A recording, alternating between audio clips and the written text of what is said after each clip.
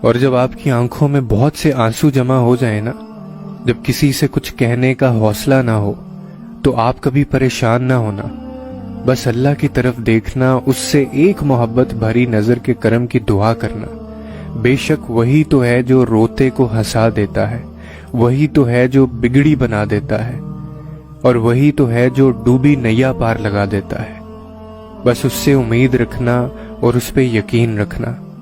مجھے بتانے کی ضرورت نہیں ہے کہ حالات بہت سخت ہو گئے ہیں، میں یہ سب جانتا ہوں کہ حالات بڑے سخت ہیں، معاملات صحیح نہیں ہو رہے ہیں، جن پر بھروسہ تھا وہ دغا دے رہے ہیں، اب صبر نہیں ہو رہا۔ لیکن میری بات سنو، صبر اب ہی تو کرنا ہے، اسی کا تو اجر ہے۔ جب سانس بھی نہ لی جا رہی ہو، دل شکستہ ہو چکا ہو، تبھی تو صبر کرنا ہوتا ہے۔ میری مانو، تھوڑا اور صبر کرو، وہ وقت بدل دے گا۔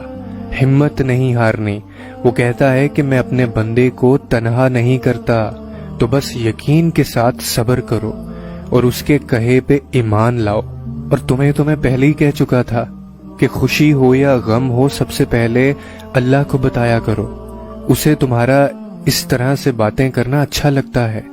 جب تم شکوے شکایت کرتے ہو، غم بھری داستان سناتے ہوئے رو پڑتے ہو، جب خوشی میں شکر کا سجدہ کرتے ہو، جب تنہائی میں بیٹھ کر اس کو اپنے سارے راز بتاتے ہو، جب سسکتے ہوئے یہ کہتے ہو کہ الفاظ نہیں ہیں اب یا رب، آپ تو سسکیاں بھی سن لیتے ہیں، جب ساری رات جاگ کر آسمان کو تکتے رہتے ہو، جب فایا کن کی آس کن پر یقین رکھتے ہو، جب اس کی رضا کی خاطر درد کو سینے سے لگا لیتے ہو، اسے تمہارا یوں محبت کرنا، باتیں کرنا، التجا کرنا اچھا لگتا ہے۔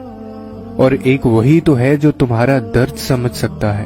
اور میں تمہیں یہ نہیں کہوں گا کہ ایسا کرنے سے اسی وقت سب کچھ ٹھیک ہو جائے گا، بس اتنا کہوں گا، تمہارا بکھرنا عارضی ہے، مگر اس کا تھام لینا مستقل ہے۔ تم نے خود کو خود ہی توڑ رکھا ہے، ورنہ وہ تو کب سے تمہیں جوڑنے کے لیے تیار بیٹھا ہے۔